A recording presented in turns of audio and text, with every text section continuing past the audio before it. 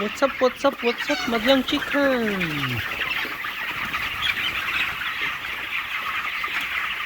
10 days na lang guys, mabebenta na to. Pinilit ko iwasan ka dahil ako nakatali na sa isang bilang na labis.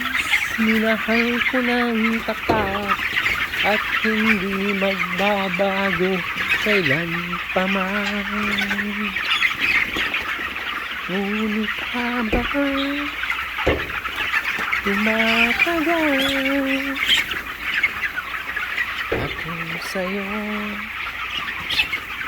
ang nakamahal. Ayan guys, ang liit pa nung isa, hindi na lumaki. Reject na yan, reject. Huli ka balbon. Kung meron pa isa.